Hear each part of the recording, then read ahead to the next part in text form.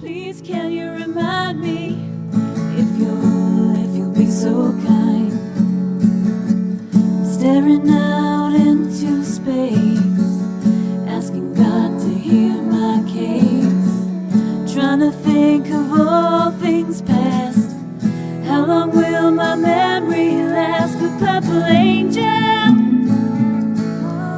purple angel, purple angel, you're next. Hi, everyone. I'm Lori LeBay, the founder of Alzheimer's Speaks, and I am thrilled today to do this interview. We have a dynamic duo with us who I'm going to introduce shortly to you. But because we always get new listeners, I like to tell people a little bit about who Alzheimer's Speaks is and what is it we do and why do we do it. Bottom line, my mom had dementia for 30 years, so it was life-changing for me.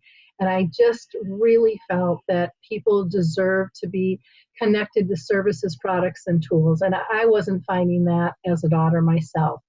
And so we really are just an advocacy-based company trying to provide multiple platforms to connect people to the services and tools that they deserve, and to raise everyone's voice, from those diagnosed with the dementia to families and businesses and researchers. We're not going to find a cure, and we're not going to learn how to care well if we don't have these open conversations that are inclusive. We also help companies expand their brand footprint through our platforms and through our content, via our audience, because again, we need to be connected. We want to be connected, and we want to hear what you have to say. And I have to always thank our audience listeners, because your likes, your clicks, your shares have made Alzheimer's Speaks a global phenomenon, which I never thought would occur in my lifetime. You are really becoming an influencer and helping us in our community get the word out. And so for that, I want to say thank you. And I want to invite you to be a possible guest on our show, because again, everyone's voice is welcomed. I also am just going to do one shout out to Dementia Action Alliance, who is having their second North American conference on dementia, June 20th through the 22nd, down in Atlanta. And DAA is doing great work about engaging, empowering, and enabling people dealing with dementia. So go to daanow.org and you can find out more information about them. So with no further ado, let me introduce you to this fabulous couple. We have Dr. Eboni I. Green, who is a registered nurse and a family caregiver. She and her husband, Terrence Green, are the co-founders of the nonprofit called Caregiver Support Services. And their organization trains and supports families and frontline caregivers, which is so incredibly needed.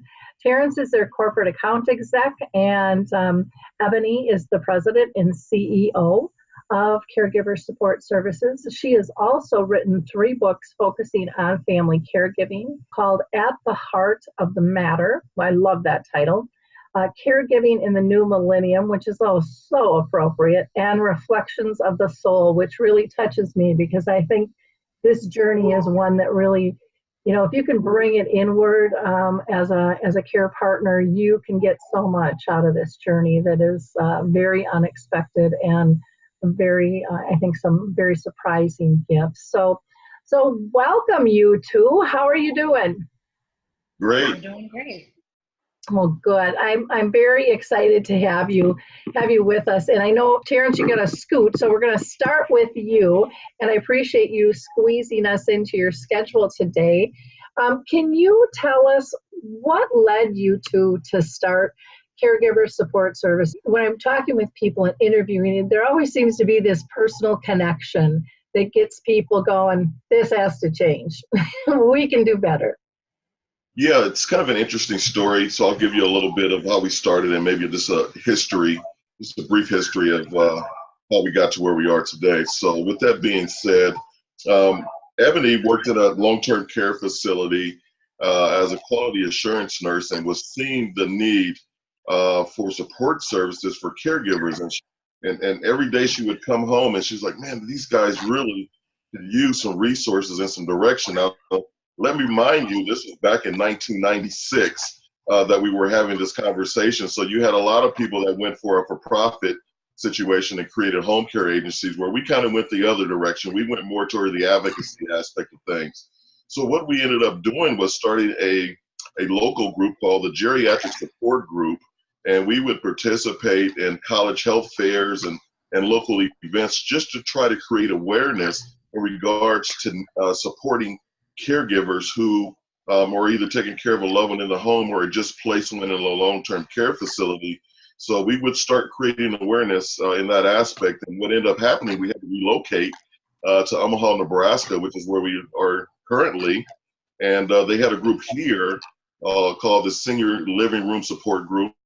And we took that organization and merged it with ours and came up with Caregiver Support Services back then. So we locked down all the domains for Caregiver Support Services so that we would be easy to find for anyone who was interested in looking for support and resources as a caregiver.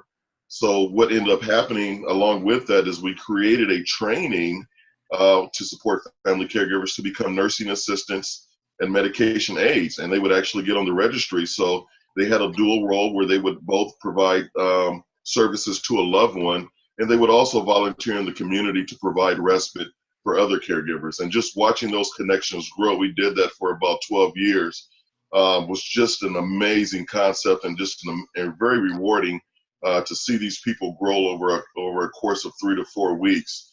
And so from there, what we've done is shifted the momentum and have started putting a lot of the resources and solutions online to help more people, not only in our community, but around the world for that matter. So that's kind of where we are now. And from starting from just the old creating awareness, now we actually have solutions and services for people to take advantage of.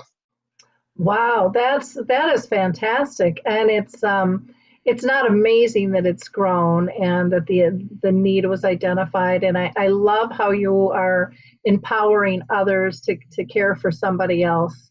You know, getting that time out there and really valuing the skill sets that they're learning and understanding the importance of respite care for both the person with dementia and the person who is providing care. That space is needed in pretty much all relationships. None of us want to be tied to the hip all the time. Terrence, when you started, can you tell us kind of what your original goal was and then how that changed over time? I know it's expanded, but I think it's always interesting for people to go, well, this is what we started with, but this is really where we are and how we got here and maybe where you want to go from there as well. Yeah, well, that's a great question, because originally it was kind of funny because we called ourselves healthcare and technology, because Eboni was in the healthcare field and I was more in the technology field. So when we first started, the goal was to, how can we help people, number one, but it was just really a community-based program. So when we relocated here to Omaha, Nebraska, I built a website for her so that she would be able to expand the message to more people. And so it was just a very small website, nothing too sophisticated. But that's when we really started to grow as an organization, because the website and locking down the domain, at that time it was Senior Caregiver Support, I believe. And just locking down those domains and then having high rankings got us the publicity that we needed. And then we grew into the training aspect, because we were finding a lot of people did not want to go to a long-term care facilities. They wanted to stay within their community. And we seen this back in the late 90s, early millennial. And so we were able to build a training program by partnering with the Department of Education and the Department of Health and Human Services here in Nebraska to offer that training to individuals who wanted to learn how to care for a loved one. So we broke down some of those barriers where it's usually a college course or a course that was offered within a hospital system, to where we were able to knock down those barriers and let anyone who was able to read and write the English language and had the passion to learn how to care for an individual, we were able to bring those individuals in and provide them the training so that they could go back out into to the community and not only help their loved one, but they were also able to go out and find employment so that they could take care of their loved one in the home environment. So we were never really focused on the training aspect, but it ended up being probably the best brick and mortar program that we brought to the market.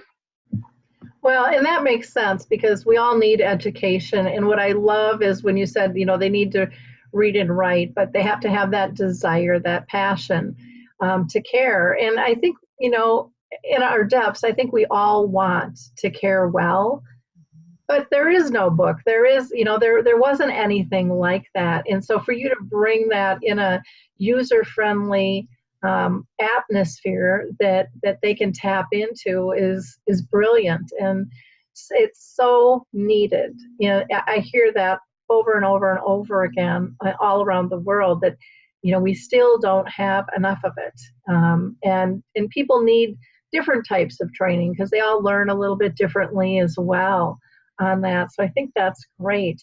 What do you see coming down the pike for the future for you? Well, our main focuses are building on our previous success, but bringing more interesting topics to the market. For example, grief. We just feel like there's a lot of grieving caregivers out here that really never address that particular topic, and it's a very challenging topic, even for experts to bring to the table and speak about it on a frequent basis. So that's going to be something you'll see us really hammering here in the near future, as well as caregiver wellness. And I think Eboni will speak more on that, taking care of yourself and the 9 components of the Caregiver Wellness U model. Those are going to be some of the things that we're going to challenge the market in regards to spreading the word and making sure that our caregivers, not just in America, but all over the world, are taking care of themselves so that they can have the capacity to take care of their loved one over a longer period of time. And it also goes for the paraprofessional caregiver, the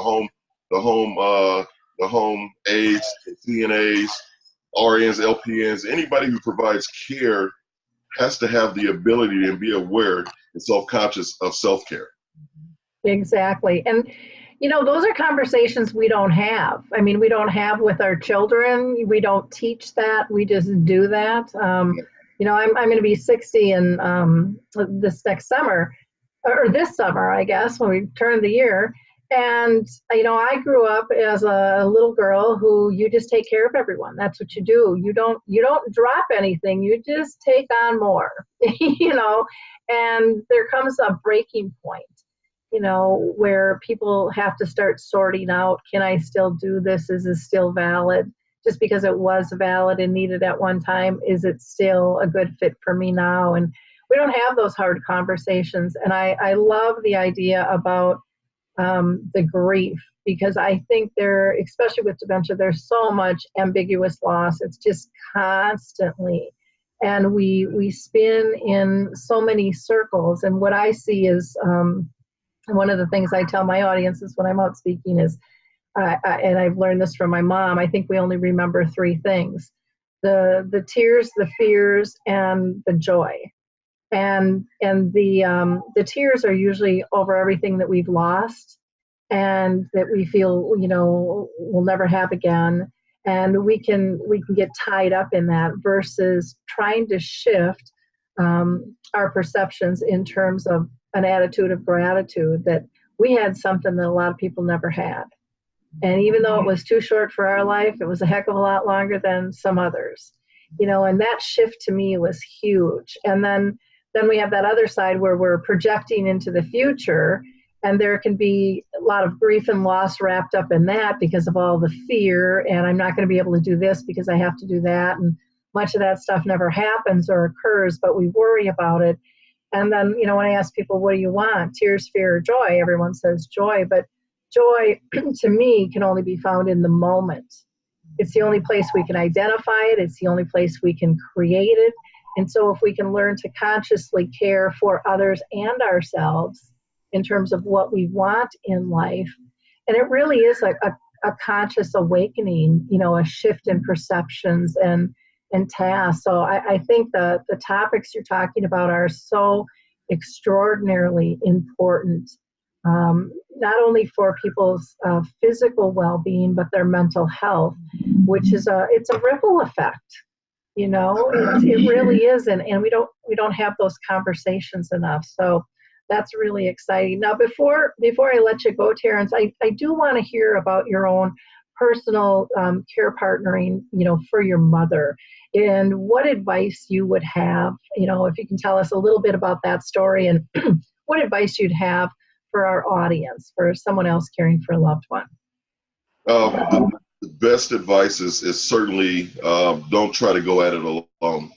Use your resources, such as your family, friends, neighbors, anywhere you can find support to help tackle the many challenges that you're trying to overcome, not only for your own family, but for the loved one that you're trying to provide care for. You have to access resources. You have to be cognizant of your own well-being, and more importantly, you really have to understand the family dynamics of what goes along with taking care of someone, especially someone who's near the end of life, because you're going to have other family members who have their own perception of what should be done. And if you're that lead individual, that primary caregiver, you're going to have thick skin, and you always have to keep the best interests of your loved one in the forefront. And if you do that, you should have a successful journey. Yeah, that's another great topic for you guys to hit up and put on your to-do list, is those hard conversations with the family. And we're all going to die. So I don't know why we have such a difficult time having that conversation. No one's going to escape this. It's just, but we always focus on an end of life instead of living a good, smart life, and making sure that we live it the way we want till the very end. And I think if we can shift that perception as well, and be open to listening what everyone in the family has to say, but then making sure that we know what is it the person themselves wants. Yes. And I will say one more thing before I go, is that during that journey while taking care of my mom as well as my dad, we were able to create and partner with Right at Home and create a conversation booklet for people to access. So I certainly would recommend that as a good resource. You can find that on our website, and I'm sure Eboni will share more information about that as well. Wonderful. Well, thank you for taking this time to be with us. Appreciate it very much. Thank you for having me. Okay. Now, Eboni, you have just written 3 books, and they're on caregiving. And I know that writing a book is a journey. A lot of people say it's like birthing a child, And so I'm really, really interested in this last book that you wrote, Reflections from the Soul. Can you tell us how you came up with that title? Because A, I think it's really intriguing. And 2, what the heck are we going to find in it? Absolutely. Well, my brother-in-law calls me Soul. And often when we're having challenging times within the family, I end up in that comforter role. And so he's called me Soul for years. And so as I was writing the book and finishing the book, and then looking at different titles, that title really spoke to me. And so that's why it's Reflections from the Soul, because it's really truly a reflection from the things that I have in my heart and soul, and ideas and experiences from suffering from grief. Okay, so inside the book, that's an interesting story of how you came up with the title. Can you tell us, kind of break down, chapters, or what people can expect to find, if there's exercises in it or tip sheets, or what's the format? So there are 3 sections that are the meat of the book. And the first section, I really spend time talking about historical figures who were caregivers. Of course, we wouldn't have had that term at the time, but who were caregivers and who had some type of experience with grief, either from the passing of a loved one or while caring for their loved one. And a couple of examples. In the beginning, I begin with a story about Eleanor Roosevelt and how she finds her voice after her husband, our president, has suffered from polio. So she's now become his caregiver, and she really finds her voice, and she does what she thinks that she cannot. And so I feel like that's a great message for caregivers, to do what we feel that we can't, meaning to face our grief and sadness. And so that's the opening story. But there are also other historical figures like Teddy Roosevelt. He was a sickly child. The Kennedys, I use a story about them in the book. And then also Queen Victoria, who we know grieved for about 40 years after her husband passed. So the first section really looks at grief and historical figures, and also a few stories of my own are included in there about guilt and regret. The second section of the book, we really take the time to offer, again, opportunities for, there are poems in each section, but it really is set up so that you can evaluate your own feelings and then have the opportunity to journal about them. So the acronym included in that section is AIR: acknowledge, reflect, acknowledge, be open to being inspired, and to reflect. And so we really look at that and as an encouragement for grieving caregivers. And then the final section, I talk about family dynamics and how losing someone that you love can definitely impact your family, both during the caregiving situation and then after you've lost a loved one. Wonderful. Well, that helps me have a better base of what the book is about. It sounds very, very interesting there. In terms of overall message, what is your goal, and who is your key audience? Is it families? Is it professionals? Is it just anybody going through any type of grief, or is it regarding death? What is it? Focused on family and frontline caregivers, and professionals too, because I think far too often as professionals, I know as a nurse, there are plenty of times where we lost someone, and it was life-changing for me, different experiences as a nurse. So we really targeted family members and caregivers who are grieving. And the overall message is that in some way, I think over the years, it's been reinforced that we will have these stages of grief, and we'll experience each of those emotions. And then at some point within a year or so is really what we often hear, that we will then resolve our grief and we will go back to our normal living. I remember taking a class in my graduate work and really looking at the stages of grief, and recognize that Elizabeth Kubler-Ross, who wrote The Great Stages of Grief, she really spent her time with the dying patient. And so when you're talking about experiencing grief in these stages, she was really looking at the denial that you may feel when you have a new diagnosis, a terminal diagnosis, and the bargaining that you may experience, and so on. And so we've also used that publicly, and it's very well known because her research was phenomenal. But I think in some ways we lost the idea that, or the comfort with knowing that when you lose someone, that you may not ever get over that loss, because loss changes you, and loving a person changes you. And so I really want people to know that there will be days where you're really sad and you feel like you can't move forward, and there may be days where you feel really happy thinking about your loved one and have a special fond memory. I think that's so true. People expect that, okay, in a year, everything's going to be past and I'm going to be better. And really, your first year is all the holidays, the birthdays, and you are figuring out what are those going to look like, how are they going to feel. And every year, I know for myself, I think of my loved ones. who have passed, who aren't there, and what would they have done? What would they have added to? What are we missing? But over time, it gets easier, and I become more grateful that I had them in my life to begin with.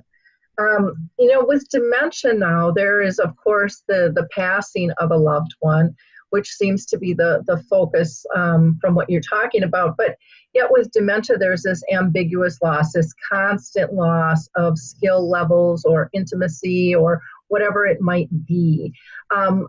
Do you feel the book is appropriate for people going through ambiguous loss, or they are anticipating loss?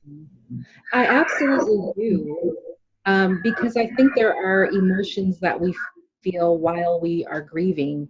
And so when I'm thinking about ambiguous loss, you may not know why you're so sad.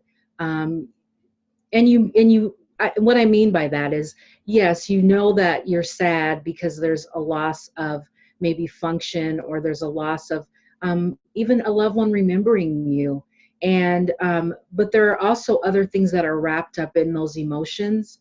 And sometimes that's things like guilt, regret. And so I think that reflections really would be helpful, especially that second section where you're having that opportunity to acknowledge your feelings, to be open to inspiration, and to reflect deeply on what it is that you are currently experiencing. And I think it's also appropriate to look at your feelings with each loss, because each loss is different. That is so true. And I think too, it's, anyways, for me, and this is my learning style, it would prepare me a little bit better. I'm one that likes to get educated ahead of time, if at all possible. And so I think knowing that people are dealing with this, that it's not just me who's going through this, gives me a little bit more resolve, a little bit more comfort, thinking I'm not so alone, this isn't abnormal, all of those types of things. So yeah, I would see where, I would think that, that guide would be really helpful for people as well in that book. Now, you recently partnered with Right at Home, and you authored an actual guide called Understanding Grief. Why don't you tell us a little bit more about that? So this is an appropriate guide for caregivers, family, and professional. It's something that you can access and download, so it's a free resource. But more importantly, what it really focuses on is that pre-loss emotions that you may be experiencing. We talk a little bit about ambiguous grief and anticipatory grief. In there, we also really focus on the common emotions, so that rather than, again, looking at stages, what are some things that you may feel as you are grieving, and then what are some suggested strategies, researched coping mechanisms that you may find helpful. And then we also spend time talking about what to do for yourself as you are grieving, like making sure you get rest. It may not all be at one time that you're getting 8 hours of sleep. I know when I'm grieving, sometimes I'm not getting very much rest at all. But so really good, wholesome, hearty tips that can help you and remind you of the importance of self-care while you're grieving the loss of a loved one. I like that you went on the feelings and the strategies versus the stages, because what I hear from people all the time is, I don't fit. I don't fit that model. I'm not moving on. I've bounced back, sometimes 2 stages or 3 stages, and I feel like I'm starting all over again. And again, I think that gets back to the personal dynamic of what was their relationship, how were they brought up regarding death and dying and loss. What are they dealing with in terms of how they cared? Do they feel guilty? Do they feel comfortable that they did all they could? All of those things come into play, along with, of course, the relationship at hand. Not everybody has a great relationship for who they were caring for. And so some people feel some anger, and they feel loss of self, that they gave too much sometimes. So, there's all different types of loss and grief. And I don't think that we have those conversations enough, because, there's the saying, as you well know, when you've met one person with dementia, you've met one. When you've met one care partner, you've met one. When you're in one environment, that's just one. And I think the same goes for this whole grief concept. It's fluid, and it isn't A to B to C. It doesn't work that way for most people, and most emotions don't. And so we probably shouldn't really expect grief to be any different, but yet I think there's a standard out there that we've been taught. This is the process, and this is the right way to grieve. And with people that I have dealt with, they feel kind of ousted and abnormal if they don't follow the pattern that's been told they should. An example could be maybe somebody wanting to sell a house sooner than a year, and people go, oh, no, you can't. You must wait. You must wait. And I remember when I sold real estate, I had one client, and she said, he died on my kitchen floor. I loved him. I can't keep reliving that. I have to move. And her children didn't understand that. And I totally got that. So, there's all different ways that we process how do we move on, with this emotion. So that, again, folks, that's a free download. So that is absolutely wonderful. Now, you also do some grief support programs, and I know that you're offering a new one. Please tell us more about that. So the Understanding Grief is the name of the 3-part series, and we'll have 3 sessions. The first session will really focus on your feelings that are associated with losing someone you love. We'll also spend time during that first live session talking about complicated grief, complicated spiritual grief, and post-traumatic stress responses to grief. These are sometimes experiences these are sometimes emotions that caregivers are more likely to experience because you have been providing care and that relationship is so intertwined. So we'll talk about that as well. In the second session, we'll spend time talking about family dynamics and how family structures can change after we've lost someone. How do we reintroduce ourselves to new ideas, new experiences after we've lost someone? I know that there are major changes in our family structure in the last few years after losing my father-in-law first, and then within a couple of years, my mother-in-law. So I think that's very important aspect of how we cope with grief. And then the third session, we'll spend time talking about coping mechanisms, and I'll share all types of different activities that really may help you during different times when you're feeling especially sad. One of the things I'm kind of excited about is there's a essential oil that they have that's called Comfort, and it's something that is suggested to be used when a caregiver, when an individual is grieving, to kind of help you. And so we'll have interesting products and activities like that will be shared in the third session. So they're all 3 live. We'll offer this 4 times this year. It is sponsored by Right at Home. The first session is going to be in March, and then we'll also have another session in May, August, and then October. So they're all live webinars, and you can register, and they are free for registration. Well, how cool is that? There's nothing better than free. I was really intrigued when you were talking about the family dynamics and how they changed, because I know in my family, it really changed. And, I had a girlfriend whose mom just passed away, and she comes from a large family, and she was like, she was grieving her mom, but yet she was really excited to take over kind of that matriarch role. And she's like, I've been waiting for this. I want this. And I just kind of looked and thought, I wonder if the rest of the family wants that, because it was just, it seemed like she thought it was just an automatic transition to her. And I've seen in a lot of other families, it doesn't always transition the way people think it's going to. It doesn't always go to the eldest, whatever, in the family. I also think people are kind of stymied by the family dynamics in terms of who comes around after the loss. Between family and friends, that's a really touchy thing because everyone's kind of globbing around before someone passes, and then the care partner is just left like, hey, what about me? I'm struggling here too. And then you've got the communication changes in standards, lines of that change. And then for some, I think, and I will say this is with my family, it's the importance or lack of importance of that family structure anymore. I mean, we've had a really big disconnect since both my parents have passed.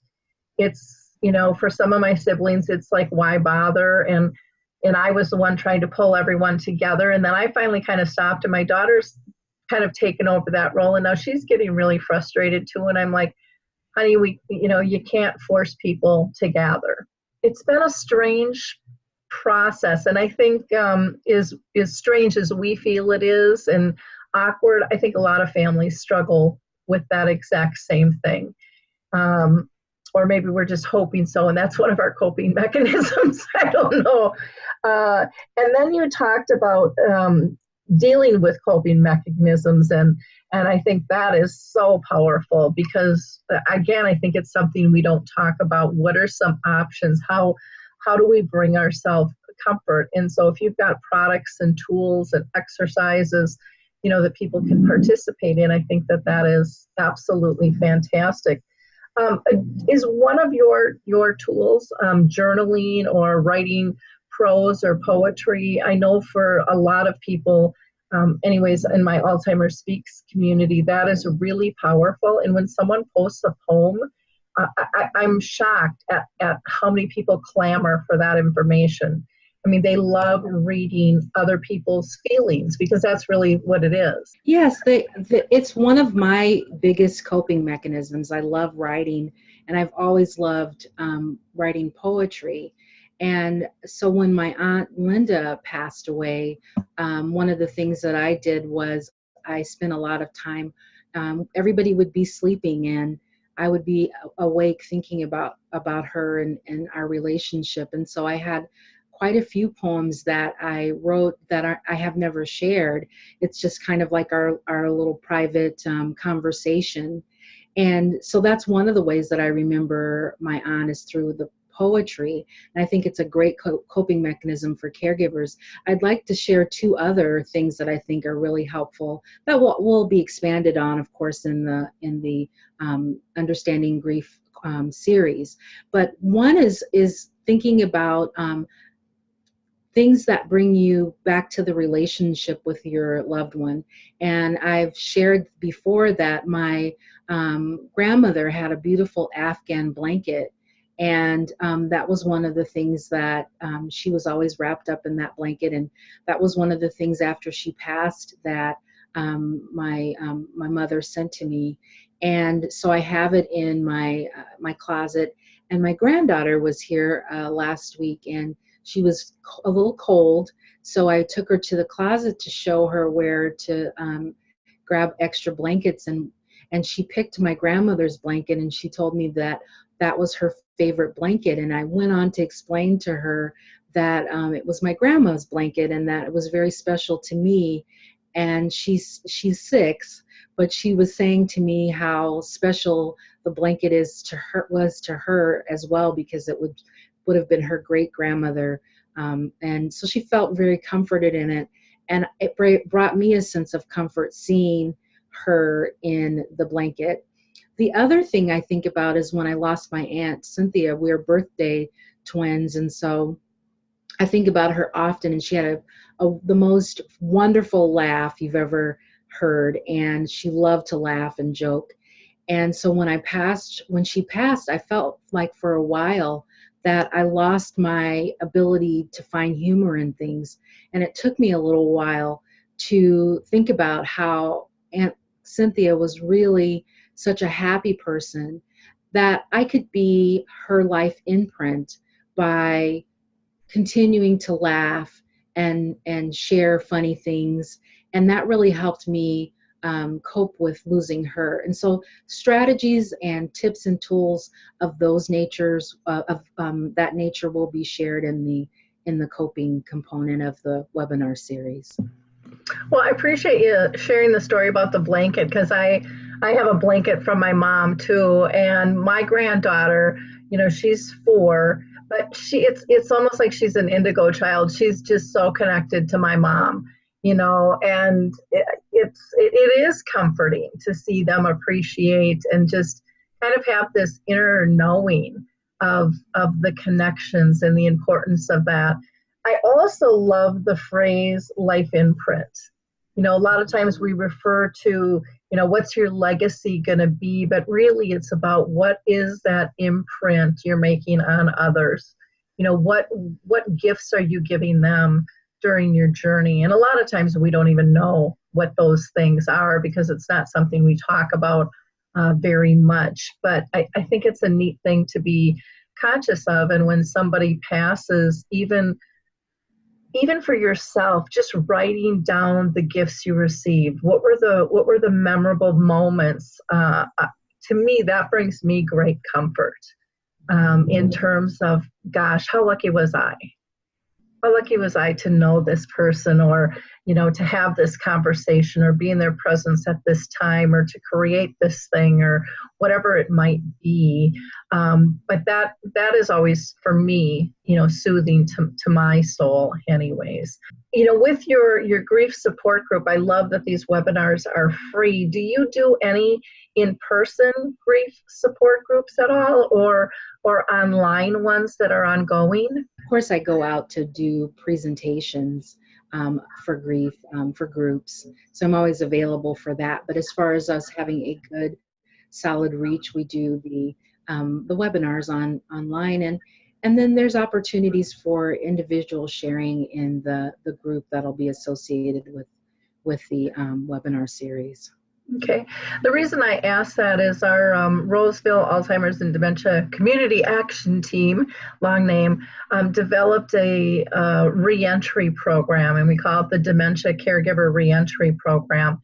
And what we found was people said, there's a lot of 8-week courses out there, and then you're supposed to be done and over and healthy. And they were really frustrated, going, that's not working for me. I need something more. And it was really, when we got down to it, they really wanted a sense of community, of people going through similar journeys and stuff. And so I like that you're having that group with the webinar so people can still connect and have conversations, and maybe you'll even decide to have, group meetings every once in a while just to let them share and to help facilitate what they're going through. They have found it really helpful, to do here. And so I always like to share that with people, because if it's a concept that they can, grab a hold of and might work for them, please do so with that.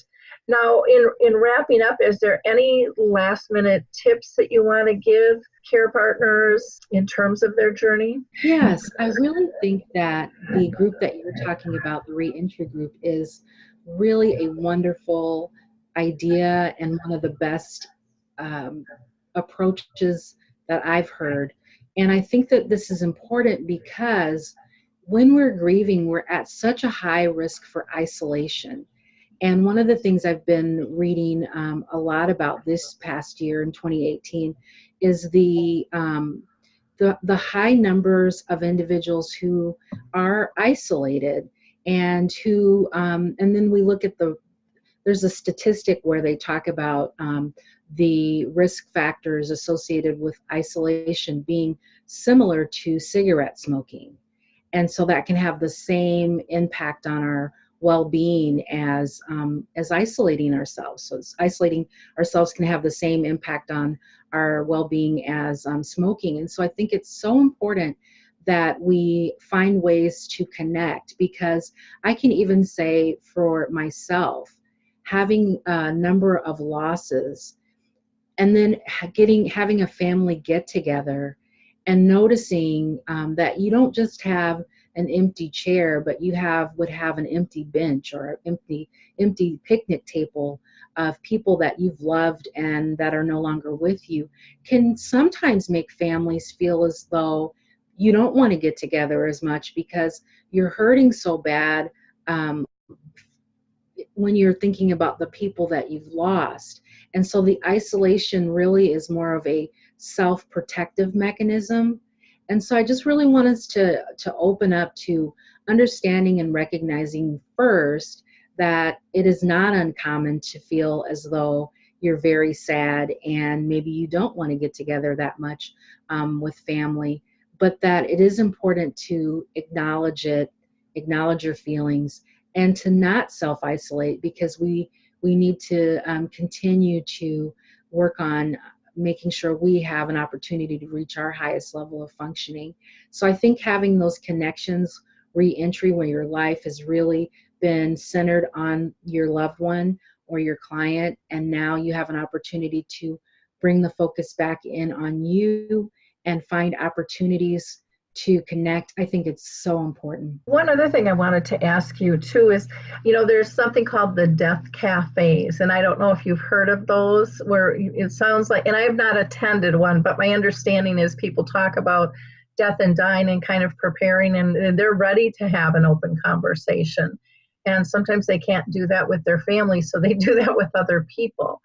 And again, I think that that's a critical, move to make. And so many times I see families who struggle afterwards with guilt of, did they do the right thing? Should they have been cremated or shouldn't they?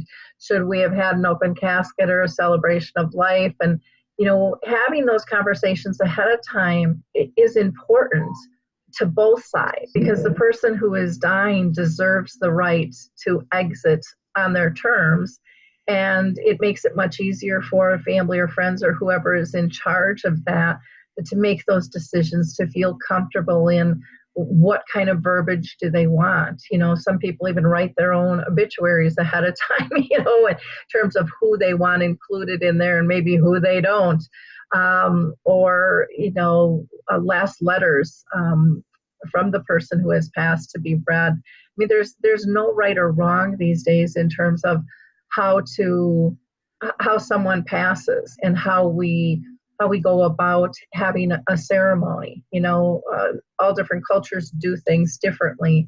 And I know with my mom and my dad both, we customized theirs, and we really had it be almost a storytelling. And it was very fun. And at the end of my mom's, we even sang her favorite song, which as she progressed and went back in the years was "You Are My Sunshine." And everybody sang, and everybody walked out with a smile, not a tear in their eye, but it was really joyful. And, we can do that. You've got permission to customize things and really, really do what you feel is right. And I think sometimes people don't know that that's okay to do. For our family, my grandmother, when I was maybe about 3, she and I were traveling together. I was very, very close with her. And she had had rheumatic fever as a child that turned into rheumatic heart disease. And so it caused problems with her mitral valve. So many years later, she had a heart attack. And I remember when I would lay on her chest, I could hear that tick, tick, tick, tick, because she'd had open heart surgery and had that valve replaced. And so from that time on, she had a letter that she wrote, and it had all of the wishes that she had included in that letter, what she would want done should she pass away. And every year she would go, maybe she'd go a year or two, and she would sign that letter. And so when she did pass away, it was very comforting for the family that we knew in her service that we had done everything that she would have wanted. She didn't want an open casket and all of that. She wanted a celebration of her life, and that's what we did. And so we had some folks who came to the service who, were used to a certain traditional type of service. And so when they expressed their feelings about how things had been set up, we were able to pull in and derive comfort from the fact that we had done things just as she would have wanted them to be done. There's a really great resource that's called the 5 Wishes. And it is a document that people can use to document what they want as far as their end of life care and what their wishes would be. And it's a very popular document because it's a very useful document. So I think that if you don't write a letter, you may consider doing something like the 5 Wishes program, so that you at least have that opportunity to express what your preferences are. And I think sometimes there's a stigma because it does seem a little bit morbid to talk about end of life, but we really do need to have that opportunity to document those things, so because it does bring comfort to your family when you go, or when it'll bring you comfort as a caregiver, knowing that what you did was right for your family and your loved one. I so agree with that. And for me, I love now where they have the PowerPoints looping with all the pictures, and because there's so much more to a person than what we know. And just to be able to see those connections and those smiles. I was at a funeral actually for one of my members of my memory cafe, and Bernie had passed away, and oh my gosh, the smiles. I mean, there were just hundreds of pictures and just the connections and all these people. And it was like, it just made my heart feel good. Or in the casket, a lot of times people will put things that, were important to their loved one. So in my mom, she had some Avon because she was an Avon lady for a while. And she had a Dr. Pepper because she always used to sing the Dr. Pepper song. And even the little kids, the grandkids, put something in the casket that meant something to them about grandma. So it was intergenerational, and then along with the storytelling, and it was nice. I think she would have been proud, and that makes it, again, easier for a care partner to say, I think we got this right, or dang close. So I do think those conversations are important. Now, people can get a hold of you at your website, which is www.caregiversupportservices.org. That's caregiversupportservices.org. And they can email you at egreen@caregiversupportservices.org. And you also have a Facebook page, so they can just plug in Caregiver Support Services. I can't thank you and Terrence enough for being with us today. This was just a great conversation, and I think it'll be so helpful. I encourage people to sign up for those webinars. It'd be silly not to. They're free, and it sounds like they're going to be filled with great information and resources. And Eboni is just a wonderful, wonderful resource for you. So again, thank you for all you're doing. You're making a big difference in the world, and I appreciate the work you and Terrence are doing. Thank you very much, Lori.